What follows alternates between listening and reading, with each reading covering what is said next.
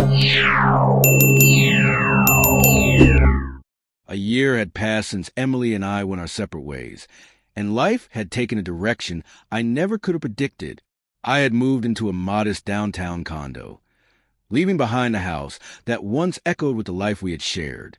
My days had settled into a quiet rhythm: work, books, the occasional outing. It wasn't thrilling, but it brought the calm I had craved after the storm of our breakup. Since the final court hearing, Emily and I had maintained an unspoken pact of silence. Neither of us reached out. The wounds were still too raw, and I told myself the distance was safer.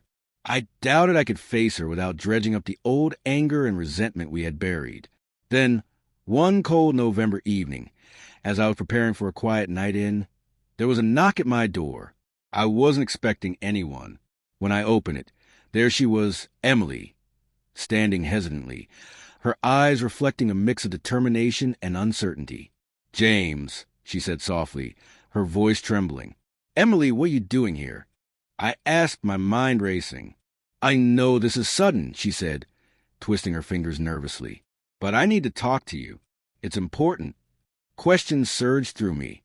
Was she here to reopen old wounds, dragged to pass into the light, or was something genuinely wrong?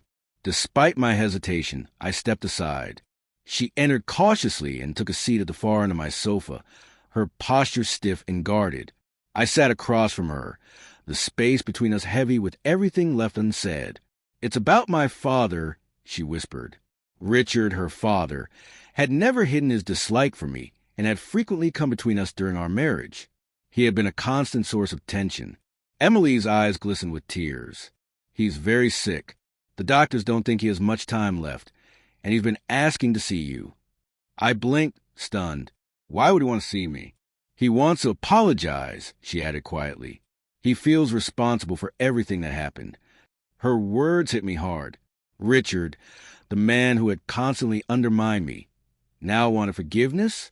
I didn't know whether to laugh at the irony or let old anger resurface. "I don't know, Emily," I said after a pause. "This is complicated." "I understand," she said quickly, almost pleading, "but it would mean so much to him and to me." I studied her face, searching for hidden motives. There were none, only sincerity, vulnerability, and quiet desperation. Against all odds, a part of me still cared for her. That part stirred. Slowly, I nodded. "All right, I'll go." 2 days later, I stood outside Richard's hospital room, bracing myself. My pulse thudded in my ears. Emily was beside me, calm and unreadable. At her small gesture, I pushed the door open. Inside, Richard sat slumped in a chair, frail and diminished. The once imposing figure had been reduced to a shadow of himself. Yet when he saw me, a weak smile lit his face, and his eyes glimmered with emotion. "James," he said, his voice unsteady. "Thank you for coming." I nodded, unsure what to say, torn between resentment and pity. "I've been thinking about the past," he continued, his gaze fixed on me. "And I see now how much damage I caused between you and Emily. I thought I was protecting her, but all I did was hurt you both." His words landed heavily, stirring a pain I hadn't felt in years. Yet there was a strange comfort in hearing him acknowledge his role in our suffering. I swallowed hard, my throat tight. "I appreciate you saying that," I finally replied. "But it wasn't only you. Emily and I made our own mistakes too." A faint smile flickered across his lips. "Perhaps, but I still hope you can forgive an old man for what he did." I felt the weight of years pressing down, then eased slightly as I said, "I forgive you, and I mean it." That conversation marked a turning point. For the first time in years, there was room for peace. Emily and I didn't slip back into old patterns, nor did we rekindle our romance.